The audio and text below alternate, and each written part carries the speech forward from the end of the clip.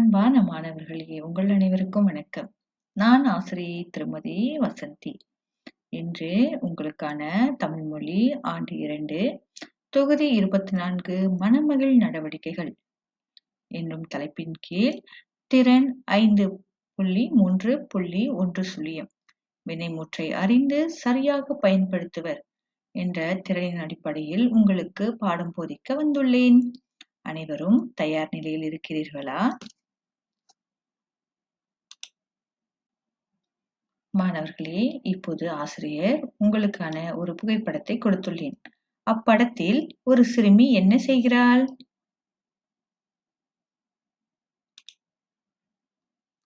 மாணவர்களே, அடுத்ததாக 2வது படத்தில் சில மாணவர்கள் நண்பர்களுடன் சில வேலைகளை செய்து கொண்டிருக்கிறார்கள். அவர்கள் என்ன செய்கிறார்கள் என்பது உங்களுக்கு தெரிகிறதா?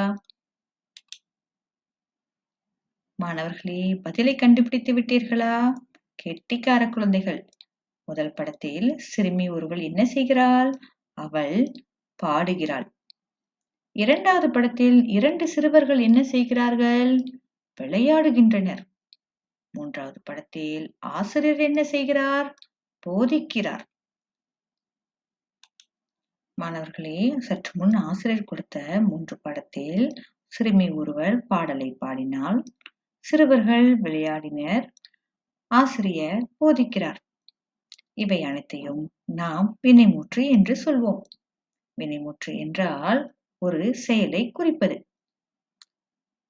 வினை என்றால் செயல், முற்று என்றால் முழுமை பெற்ற செயல்.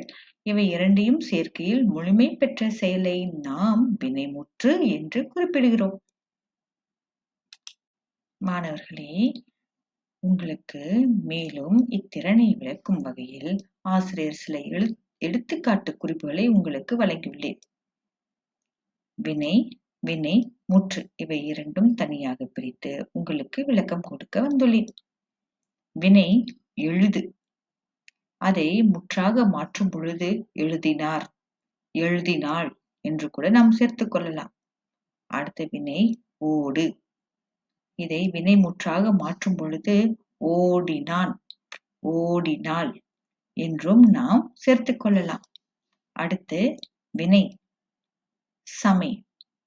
இதை வினைமுற்றாக மாற்றும் பொழுது சமைக்கிறார், சமைக்கிறாள் என்று நாம் ஒரு வினை சொல்லை வினைமுற்றாக மாற்றி அமைக்கலாம். புரிகிறதா மாணவர்களே? மாணவர்களே, இன்னும் உங்களுக்கு விளக்கம் கொடுக்கும் வகையில் இங்கு ஆசிரியர் சில தகவலை குறிப்பிட்டுள்ளேன். வினைமுற்று ஒரு வினையின் கருத்து முற்று பெற்றிருக்கும் பொழுது வினைமுற்று எனப்படும். வினைமுற்று திணை, எண், பால், இடம், காலம் ஆகியவற்றை தெளிவாக காட்டும். இதனையே நாம் வினைமுற்று வாக்கியம் என்றும் குறிப்பிடுவோம்.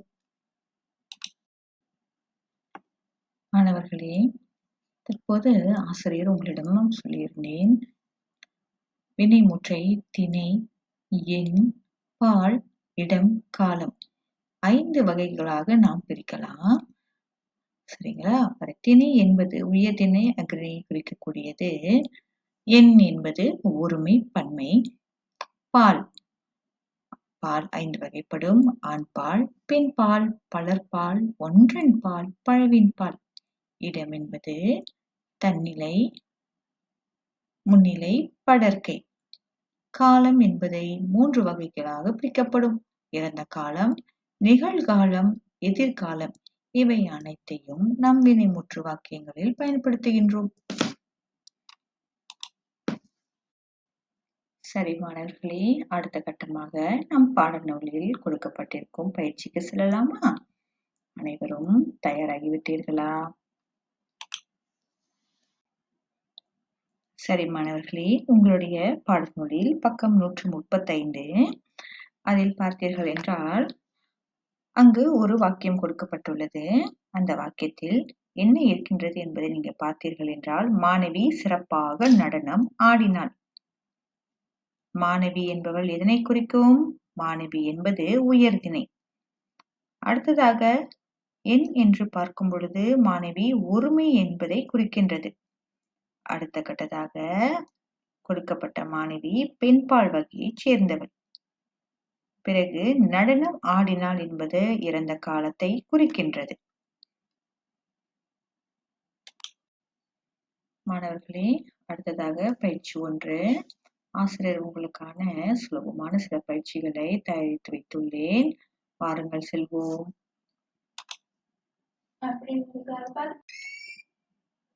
மாணவர்களே, இங்கு பார்த்தீர்கள் என்றால் மிகவும் சுலபமான ஒரு வாக்கியத்தை ஆசிரியர் உங்களுக்காக கொடுத்துள்ளேன். அனைவரும் வாசித்து பாருங்கள். தம்பி பட்டம் செய்தான். தம்பி பட்டம் செய்தான். இந்த வாக்கியத்தை கீழே கொடுக்கப்பட்ட கூறுகளுக்கு அடிப்படையில் நீங்கள் பிரித்து எழுத வேண்டும். சரி மாணவர்களே, விடையை கண்டுபிடித்து விட்டீர்களா? சரி, இங்கு பாருங்கள். வினைமுற்று கொடுக்கப்பட்ட வாக்கியத்தில் வினைமுற்று என்பது செய்தான். எண் என்பது ஒருமை, ஒன்றை குறிக்கின்றது. திணை என்பது உயர்திணையை குறிக்கின்றது. இடம் படர்க்கை. செய்தான் செய்தான் என்பது இறந்த காலமாகும். தம்பி என்பது ஆண்பாலை குறிக்கின்றது. புரிகின்றதா மாணவர்களே? சரி மாணவர்களே, ஆசிரியர் மீண்டும் ஒரு சுலபமான வாக்கியத்தை உங்களுக்காக கொடுத்துள்ளேன். தேவகி நடனம் பயில்கிறாள். தேவகி நடனம் பயில்கிறாள். வினைமுற்று என்னவாக இருக்கும்? சரியான பதிலை பார்ப்போமா? மாணவர்களே, சரியான பதிலை கண்டுபிடித்திருப்பீர்கள் என்று ஆசிரியர் நம்புகிறேன். வினைமுற்று எதை குறிக்கின்றது?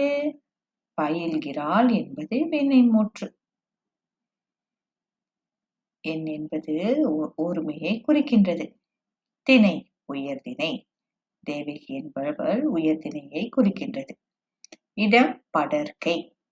காலம் பயில்கிறாள் என்பது நிகழ்காலத்தை குறிக்கும். பிறகு தேவகி என்பது பெண்பாலை சார்ந்ததாகும். சரியான மாணவர்களே, இதே போன்று நீங்க சரியான பதிலை கண்டுபிடித்திருப்பீர்கள் என்று ஆசிரியர் பெரிதும் நம்புகின்றேன். மாணவர்களே, இதனை அடுத்து பயிற்சி 2 பார்த்தீர்கள் என்றால் மேலும் சில கேள்விகள் கொடுக்கப்பட்டுள்ளன. மாணவர்கள், நீங்கள் அதற்கு சரியான பதிலை கண்டுபிடிக்க வேண்டும். கண்டுபிடிக்க தயாராகிவிட்டீர்களா? சரி மாணவர்களே, கொடுக்கப்பட்ட கேள்விகளுக்கு பதிலை கண்டுபிடித்திருப்பீர்கள் என்று நம்புகிறேன். அதில் சில கேள்விகளுக்கு விடைகளை பார்ப்போமா? சிறுமி பேருந்தில் ஏறினாள். சிறுமி பேருந்தில் ஏறினாள். ஏறினாள் என்பது வினைமுற்றை குறிக்கும். பெற்றோர் கோவிலுக்கு செல்கின்றனர். செல்கின்றனர் என்பது வினைமுற்றாகும். பட்டம் உயர பறந்தது. பட்டம் உயர பறந்தது. சரியான மாணவர்களே, மேலும் சில கேள்விகளுக்கு பதிலை ஆசிரியர் உங்களுக்கு வழங்கியுள்ளேன். நீங்கள் சரியான பதிலை மீண்டும் முறையாக வாசித்து பார்க்கவும். சரி மாணவர்களே, சற்று முன் நான் உங்களுக்கு ஆசிரியர் வினைமுற்றம் அதன் வகைகளையும் உங்களுக்கு அழகாக பிரித்து காட்டினேன். ஆசிரியர் சில பயிற்சிகளும் உங்களுக்காக வழங்கியுள்ளேன். மாணவர்கள், நீங்கள் சிரமப்பாராது அந்த பயிற்சிகளை முழுமையாக செய்து முடிக்கவும். செய்து முடித்த பயிற்சியை பிறகு ஆசிரியரிடம் நீங்கள் சரிபார்த்து கொள்ளலாம். சரி மாணவர்களே, உங்களுக்கு இன்றைய தலைப்பு இதுவாக புரிந்திருக்கும் என்று ஆசிரியர் பெரிதும் நம்புகிறேன். மீண்டும் அடுத்த போதனையில் உங்களை சந்திக்க வரை உங்களிடமிருந்து விடைபெறுகிறேன். நன்றி, வணக்கம்.